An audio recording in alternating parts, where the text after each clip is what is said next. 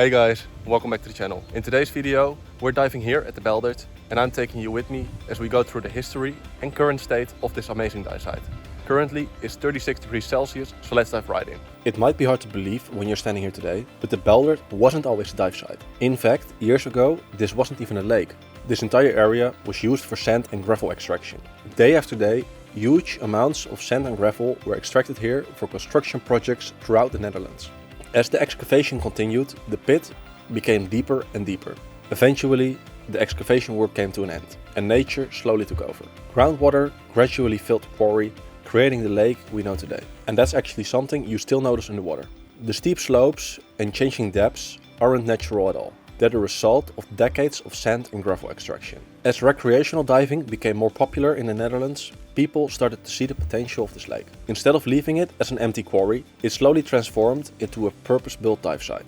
Guidelines were installed, training platforms were added, and over the years, more and more underwater attractions found their way to the bottom. Today, De Beldert has become one of the most popular inland dive sites in the Netherlands, attracting everyone from beginning divers to experienced technical divers. I've dived De Beldert quite a few times now, and one thing I like most is just how easy it is to navigate. After gearing up, it's only a short walk to the water.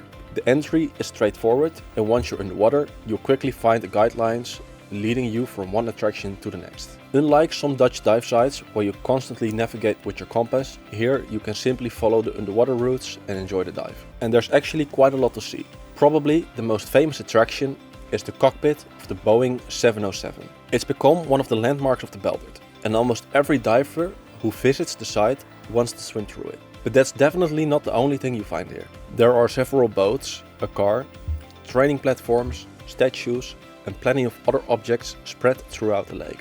Because everything is connected by guidelines, it almost feels like you're exploring an underwater park. Every time you follow a different route, you'll end up discovering something new. Like almost every freshwater dive site in the Netherlands, visibility depends on the conditions.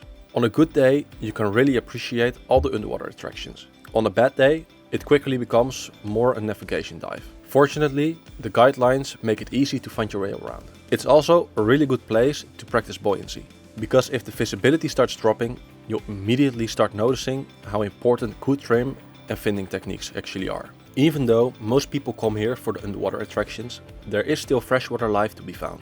During most dives, I'll see plenty of smaller fish and schools of perch swimming around the different structures. The lake is also known for larger species, like pike and even sturgeon. Personally, I've never been lucky enough to see either of them here, but they're definitely one of the many reasons divers keep coming back. Over the years, the artificial structures have become covered in algae and freshwater growth, making them blend more and more into the environment. Another thing that makes De Beldert so popular is how easy everything is. There's an entrance fee to dive here, but in return you get access to all the facilities on site. There's a large parking area, a well-equipped dive center, air and nitrox fills, changing facilities and toilets, all within a short walk of the water. Everything is set up to make your dive day as easy as possible. And it's easy to see why so many instructors choose this site for training. For me, De Beldert is one of those dive sites that almost every diver in the Netherlands should visit at least once. Not because it has the biggest wreck, but because it simply offers so much in one location.